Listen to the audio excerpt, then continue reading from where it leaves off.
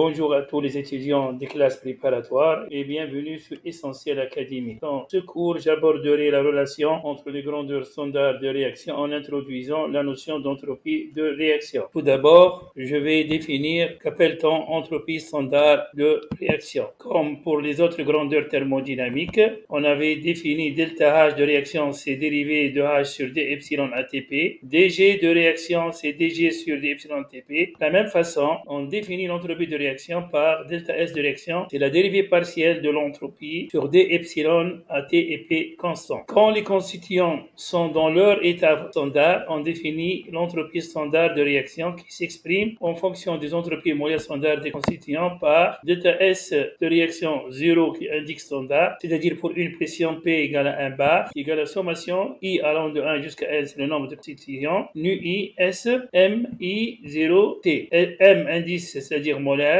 et 0 c'est standard. Et I c'est le constituant. Il est à noter de vous rappeler que nu I est positif pour les produits et négatif pour les réactifs. L'entropie standard de réaction delta S R de T est du signe de sommation de I gaz nu I. En faisant la différence entre les coefficients stoichiométriques des produits à l'état gazeux moins les coefficients stoichiométriques des réactifs à l'état gazeux, si cette différence elle est positive, nécessairement delta S R elle est positive. Si cette différence delta I nu I elle est négative, et bien delta S elle est négative. Cela elle est justifié car l'entropie du gaz est très supérieure à l'entropie du liquide, elle est très supérieure à l'entropie du solide. Dans les exercices, on note delta N gaz de réaction par sommation de nu I gazeux, c'est-à-dire on ne tient pas compte des phases solides et liquides. Delta S de T est positif si la réaction s'accompagne d'une augmentation de la quantité de gaz lorsque se déroule dans le sens direct 1.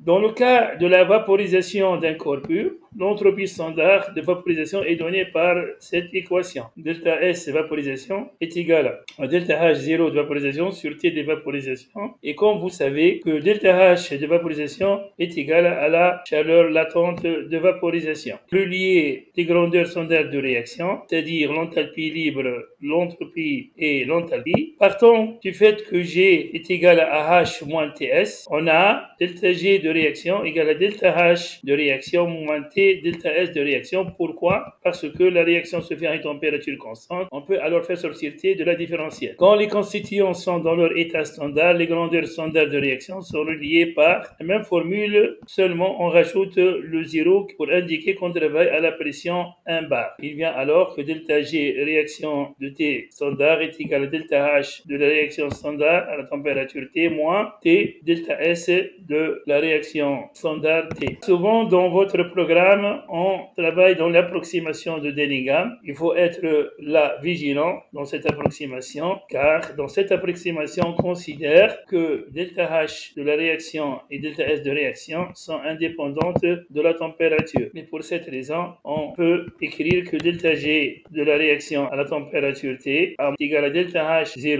Vous voyez là, on élimine la température T puisque delta H elle dépend de la température, moins T delta S de la réaction standard qui est indépendante de la température. Merci pour votre attention et à très vite.